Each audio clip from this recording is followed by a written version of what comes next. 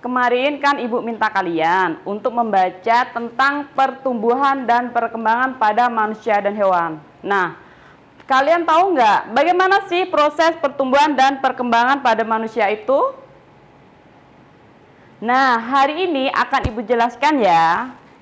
Pada hari ini kita akan membahas mengenai proses perkembangan dan pertumbuhan pada manusia dan hewan. Nah, untuk perkembangan dan pertumbuhan pada manusia dan faktor-faktor yang mempengaruhinya. Nah, penasaran bukan? Ayo kita belajar. Sebelum kita bahas tentang proses pertumbuhan dan perkembangan, ada nggak sih yang tahu apa sih perbedaan pertumbuhan dan perkembangan? Saya tahu, Bu. Kalau pertumbuhan adalah proses perubahan bentuk ukuran, sedangkan perkembangan adalah proses pendewasaan, Bu. Pertumbuhan dan oke, betul sekali ya. Nah, lebih tepatnya untuk pertumbuhan itu adalah suatu proses perubahan di mana pada makhluk hidup seperti perubahan warna, kemudian ukuran, kemudian ada volume dan bentuk yang sifatnya itu adalah irreversible. Prosesnya irreversible atau tidak dapat balik. Artinya ketika manusia sudah menjadi dewasa, ukurannya dia tidak mungkin kembali ke ukuran lagi menjadi bayi. Nah, itu kalau pertumbuhan. Nah, sementara perkembangan adalah proses perubahan pada makhluk hidup akibat terdiferensinya sel-sel menuju ke struktur dan fungsi tertentu atau biasa disebut proses pendewasaan.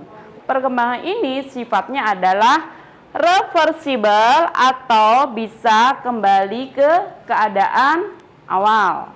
Nah, pertumbuhan dan perkembangan ini tidak dapat dipisahkan dari satu makhluk hidup, setiap makhluk hidup, khususnya manusia dan hewan. Nah, oleh karena itu, proses pertumbuhan dan perkembangan pada manusia dan hewan terbagi menjadi dua fase, yaitu proses yang dinamakan fase embrionik dan fase pasca embrionik.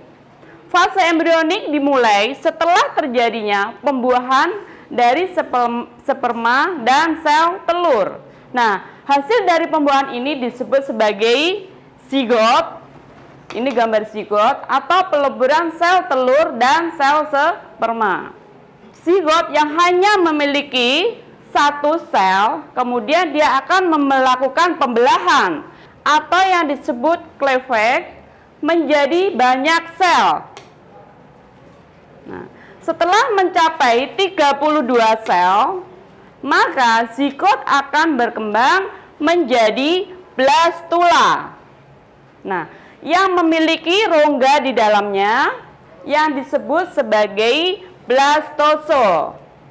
Nah, tahapan ini disebut sebagai blastulasi. Blastula kemudian akan melakukan pelekukan ke dalam suatu lapisan sehingga menjadi gastrula. Nah, tahapan ini disebut sebagai gastrulasi. Pada gastrula sudah terdapat 3 lapisan embrio, yakni lapisan yang pertama disebut adalah lapisan endodem, kemudian lapisan tengah ada mesodem, dan lapisan luar adalah ektodem. Blastula kemudian mengalami namanya yaitu organogenesis, yaitu proses berbagai macam organ tubuh atau pembentukan berbagai macam organ tubuh. Nah, ektodem itu terdiri dari epidermis kulit, kemudian ada kelenjar keringat, folikel rambut, saraf, gigi, kelenjar hipofisis, serta sel penghasil sperma dan ovum. Nah, kalau mesodem, untuk mesodem itu terdiri dari jaringan dermis kulit, kemudian ada sistem peredaran darah, sistem limfatik, tulang, otot, dan sistem reproduksi dan korteks adrenal. Nah, kemudian kalau untuk endodem tadi itu berupa sistem pencernaan, kemudian ada sistem respirasi, organ hati, pankreas, tiroid, dan paratiroid. Nah, kemudian fase ini diakhiri dengan lahirnya atau menetasnya suatu makhluk hidup, khususnya manusia dan hewan. Setelah lahir, maka fase selanjutnya adalah fase pasca embrionik. Nah, pada fase ini terjadi pertumbuhan dan juga perkembangan pada manusia dan hewan.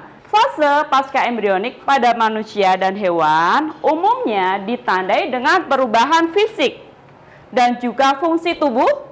Nah, dari individu muda menuju individu dewasa. Nah, baik manusia maupun hewan. Nah, pada saat tertentu ada sel, kemudian ada jaringan ataupun tubuh yang rusak, hilang atau mati. Oleh karena itu, mereka memiliki kemampuan untuk melakukan regenerasi yang selanjutnya mengganti sel-sel yang mati atau yang rusak tadi. Tentunya terdapat faktor-faktor yang mempengaruhi pertumbuhan dan perkembangan pada manusia dan hewan. Di antaranya adalah faktor eksternal dan faktor internal. Nah, faktor internal itu berupa gen, yaitu penentu sifat dari induk, dan hormon yang dihasilkan dari kelenjar tiroid atau penentu aktivitas. Sedangkan faktor eksternal itu berupa makanan, sinar matahari, dan aktivitas. Nah, bagaimana? Sudah pahamkah sekarang? Oke ya, sekarang coba siapa yang bisa jelaskan secara singkat bagaimana proses pertumbuhan dan perkembangan pada manusia dan hewan? Saya, Bu. Pertumbuhan dan perkembangan pada manusia dan hewan dibagi menjadi dua fase, yaitu fase embrionik dan pasca embrionik. Fase embrionik dimulai dengan bertumbuhnya zigot menjadi blastula, kemudian menjadi gastrula, yang diakhiri dengan proses organogenesis, yaitu pembentukan organ serta alat yang ditandai dengan koordinasi jaringan.